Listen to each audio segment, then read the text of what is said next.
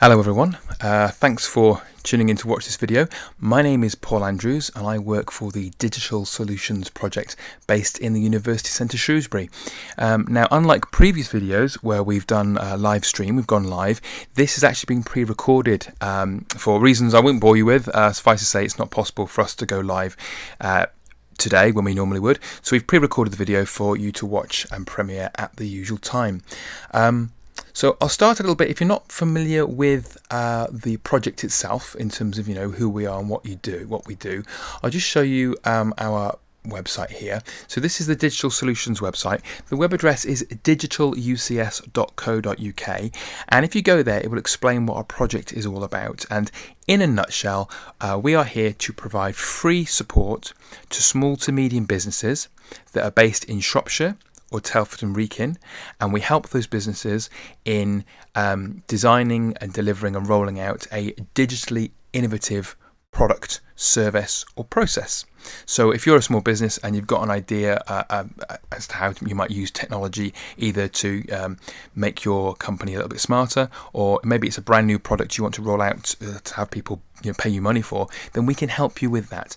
The only other thing to add is that we are only able to support those businesses whose majority of sales are conducted B2B, so business to business. I think it's about 80%. So if the majority of your sales are B2C, then we can't support you with that, unfortunately. But for the full information, if you visit our website, it explains everything here. And if you want our support, you can apply, and if you're successful, then you can get, like I say, a minimum of 12 hours fully funded support. So it's completely free. There are no catches. You don't pay any money. It's all your intellectual property. There's no gotchas whatsoever. So we're honest brokers. So fully funded support, we can provide you with that to help you with your business. Now, over the last 8 weeks, we have been doing a number of live streams, and the purpose of these live streams is to showcase free tools and services that small to medium businesses might wish to consider using to help them work smarter, basically. But we've made them public so anyone can watch them if you want to. So if you do visit our website, you can click on the live option up here, and you will be able to see all of the past live streams that we've done, and you'll also be able to see on this particular page, if I just come down, it kind of explains what a live stream is and what we're doing. We've got our schedule here. Now, at the time of recording this, it only goes up to Friday the 5th of June. However, we will be adding, if you look at this later, we will be adding more videos and streams onto this schedule. So I do know for a fact that the week after the 5th of June, we will be doing like a roundup of all of the live streams that we've done so far. So you can see what our schedule is there. And you can, down here, you can watch the previous streams if you want to. So yeah, that's all there. So that's all the past stuff. To move on to today's topic, we are going to be talking about video editing. Now again, just to reiterate, the purpose of these live streams is not to teach you how to edit video. There's lots and lots of videos on YouTube that will teach you how to edit live video. It's merely to signpost some tools that you may wish to investigate. So the idea behind this is like you're thinking, well, why would I want to edit video? The main reason is really is to get some videos onto YouTube. If you have a website, then you can have a video on YouTube. You can embed that video onto your website, so people who visit your website can watch the video there and then. So an example of this, if you come to our website, our homepage here, if we just come down here, what we've got is there's a little video just here, which is being hosted by YouTube, which is free of charge. We don't pay any money for that hosting. But then what we're able to do is basically take an imaginary pair of scissors, if you like, cut a hole in our website, and through that hole we can display the video that we've got on YouTube. So it's a very nice little thing, and the play is just there. I'm sure you've seen this before. We can hit play and the video will then start to play. Well, I won't play the video, but you get the idea. So you don't have to use YouTube if you don't want to. There are other video sites are available. It's just that YouTube is the default site where people will go to. And what you'll find is that if you do have videos on YouTube, they have what's called a long tail. In that, if you put something on there, people will keep looking. People can stumble along that video 1 month, 6 months, a year down the line. And if that video has a call to action, if the video says, "Hey, come and look at my website, come and check out my services," you'll find you actually get traffic, get visitors to your main website that have found you via YouTube. So it's a very nice, it's a powerful kind of marketing tool. But in order to use YouTube and or any other video site, you need to be able to produce some videos. So the idea behind today's stream is just to kind of point you in the direction of two that you might want to have a look at. So the first one we have is something called OpenShot. Now, OpenShot is it's free. It's a free video editing tool. I'll just show you the website over here. So you can visit the OpenShot website, and on here you will be able to download a version of OpenShot for your computer. So it's very, very easy to use. So it works with Windows, Mac computers and Linux, and it's great. And basically this free piece of software will allow you to make your own videos, save them and then upload them to YouTube or any other video site you want. If I just kind of go through the features very, very quickly. So we have a tutorial video here that you can watch if you want to, but as you might expect with video editing, it allows you to cut down your footage. You could trim and slice it if you want to, so cut out scenes or cut out bloopers that you might have made. It's got an animation system in there as well, so you can add in, like say, you can bounce things around, images, text, fade things out, all that kind of stuff. It's got lots of video effects, so you can do things like remove the background from your video. You might have seen that's a feature on Zoom at the moment. People are doing without the Zoom video conferencing and Teams video conferencing. They're able to remove the background of them, so you can just see their face and everything else is kind of blurred. Or if you have a green screen, you can put any kind of background behind you if you want to. You can add in, like say, 3D animations and text to your footage as well, and it's also got slow motion effects as well. So if you have shot some footage, maybe you've shot it on your smartphone of something that happened quite quickly, you can slow it down if you want to for people to look at. And of course, you can edit video, obviously, because it's a video editor. So yeah, so this is the OpenShot website. So you can go on here, click on the download link, and it will take you then to the download page where you can choose the type of download you want depending on your operating system. So you do need to know what operating system you've got, whether it be Windows, Linux or a Mac. And if you want to learn how to use it, we highly recommend, to be honest, because it is such a visual medium, you have a look at the tutorials on YouTube. We've put one of the ones on here, the official tutorials. There are lots and lots of different tutorials on there that you can watch if you want to.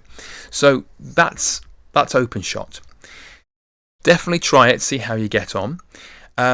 If, however, you think, well, it's not quite for me, I might want to try something else, don't quite like the interface, then what you can do is you can try this thing here called HitFilm. And again, HitFilm is another free video editing software tool. The main difference between HitFilm and OpenShot is that whilst HitFilm is free, it's not open source, so you can't go in and edit the code if you don't want to. But as you can see, it is very, very popular online and used by lots and lots of people. And this is a live ticker of the people who have downloaded HitFilm Express up to this point. So in terms of what it can do, if I'll just scroll down here a bit, I'll just show you on their main website. So much of the same stuff. Okay, so again, you can edit video, you can have effects in, screen wipes, animated text, all that kind of stuff. It really is a case of which interface do you prefer. Some people like OpenShot, some people like HitFilm, and there are others as well, which we'll kind of signpost you to in a second. But yeah, if we have a look at the features down here, just accept this one, go down, oops, here we go. We have control your mouse, Paul. We have so things that it can do, and again, I'll whistle through these because you can read this at your leisure if you want to. But it talks about a revolutionary workflow. If you've ever used any other video editing package, you'll recognise what this can do in terms of editing video. But the main things that are things like, here we go. So what can it actually do for your video? It's got animation tools, so you can add in animations. You can move text and images around if you want to. You can do composite shots, so you can combine two different shots into one. The audio hard limiter is quite handy. That will basically stop the volume going too high, so it won't kind of blast people's ears, which is quite good. And this is quite nice as well. It will do picture in picture. So you might have seen that. Have you seen a TV program where people are doing sign language at the bottom of the screen? It's that kind of thing. So you can have one piece of video footage as the main one, and then something else in the corner. You'll see it's got add-on required. You can get the add-ons to do that if you want to. It does a lot of different things, but to be honest, I would say that it probably out of the box does more than OpenShot. But because it does do more out of the box, sometimes the interface can be a little bit overwhelming for people. But I would say if you're looking to edit video, definitely have a look at these two and see which ones work best for you. And again, in terms of getting started, we've put a little tutorial on here that you can watch as well if you want to. So there's lots of different guides there. Now, if you're thinking, okay, that's only two, there are more. I'm going to come back to sound effects and music in a second. We've put links to other ones down here, so it's things like Kdenlive, Shotcut and Olive as well. So there's three more that you might want to check out. There's no right or wrong tool to use. It's purely down to personal preference, what works best for you. Now, the other thing I wanted to show you very quickly, and we touched upon this when we did the podcasting live stream, is adding free music. A lot of people will want like an intro track or an outro track, or maybe if they're doing a voiceover, they want some music playing in the background. Well, you can get music for that as well as sound effects by visiting any one of these sites that we found down here for you. So in addition to the footage that you might find, you can also, as I say, use these websites to add some extra sound effects, add some dramatic music and all that kind of stuff. If you are uploading to YouTube, YouTube has its own kind of audio bank that you can use. Bear in mind with those, though, sometimes if you pick a song that you want to use, it will put adverts in front of your video to pay basically the copyright fee, if you like. So you haven't got to pay anything, but your viewers may have to watch an advert so that you can then use the music. Sometimes as well, be careful if you are using commercial music that you haven't got the copyright for, because if you upload to YouTube and it detects that, a couple of things can happen. It can decide to mute the soundtrack altogether if it decides that you're breaking copyright law and they can't make any money off it. Alternatively, they will say, okay, you've used this track, we've identified it, and that's okay. But again, because it belongs to this person here, we're going to put adverts in front or in between, during your video to pay the kind of the license fee, if you like. So just be aware of that.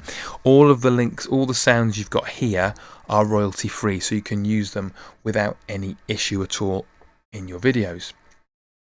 All right, so this is quite a short live stream really, because it's in order to run like a complete tutorial, we would very much be reinventing the wheel because they're all on YouTube already. So it's really a case of saying if you are a small business and you are thinking about maybe getting into editing video, try and shoot something on your mobile phone, and then maybe play around with the footage and edit the footage using either OpenShot or HitFilm Express, or if neither of them tickle your fancy, then have a go at trying one of these three down here. Okay, so the next video we're going to be producing is going to be a roundup video, and it's basically going to kind of recap, if you like, a whistle-stop tour, all of the live streams we've done thus far. Say, as we're recording this, only 7 are live on the website.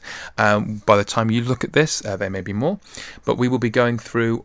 There's 2 others we're going to do, this one and then there's another one as well. So next week we will be doing a video on virtual learning environments, and then we'll be kind of rounding it all up with a recap of everything we're going to cover.